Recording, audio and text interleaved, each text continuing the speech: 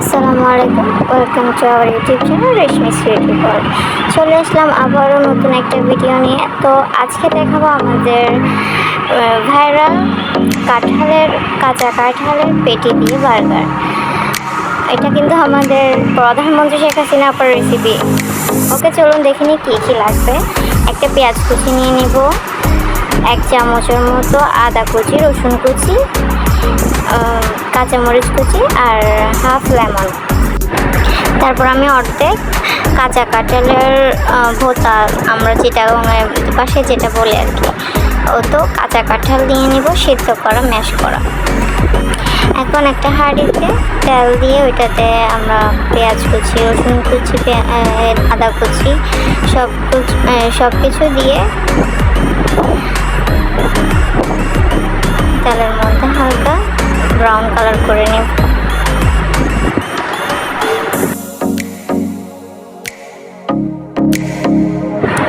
এখন লেবুটা একটু স্কুইজ করে দেব।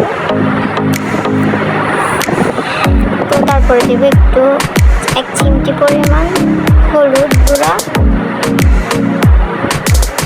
এটা দিয়ে একটু নাড়িয়ে নেব। এখন দিব জিরা গুঁড়া, দিয়ে ভালোভাবে কষিয়ে নেব। একটু নেড়ে চেড়ে ভালোভাবে কষিয়ে নেব। যারা ঝাল পছন্দ করেন তারা চাইলে আমার মতো 1 চিমটি পরিমাণ মরিচের গুঁড়া দিতে পারেন। মরিচের গুঁড়া দেওয়ার পরে লবণ দিব। আমি বিট লবণ ইউজ করছি, আপনারা রেগুলার লবণটা ইউজ করতে পারবেন।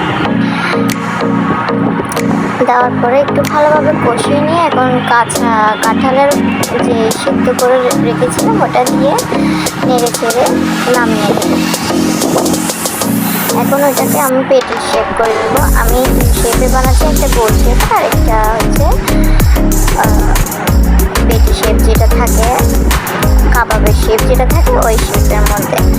তো শেপ দেওয়ার পরে এখন আমি এটা ভাজার জন্য ফার্স্টে নিয়ে নেবো ব্রেড ক্রাম্বস, পানি আর ময়দাতে হালকা লবণ দিয়ে দিচ্ছি পরিমাণ মতো।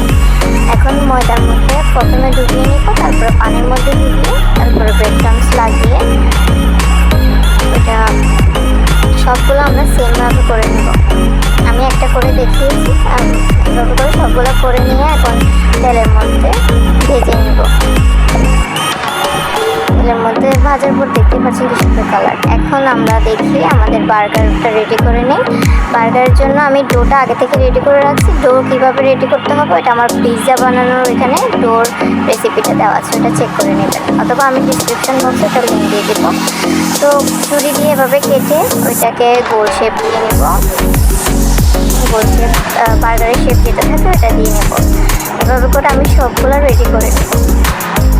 একটা প্লেটের মধ্যে নেওয়ার পর এটা একটা কিচেন টাওয়াল বা একটা কাপড় দিয়ে ঢেকে দিয়ে ওইটাকে ফার্মেট করার জন্য রেখে দেবো। তারপর এটা আমি যেহেতু আজকে ছোলার বানিয়েছি, দেখতে পাচ্ছেন ছোলার মধ্যে কি সুন্দর কালারটা আসছে।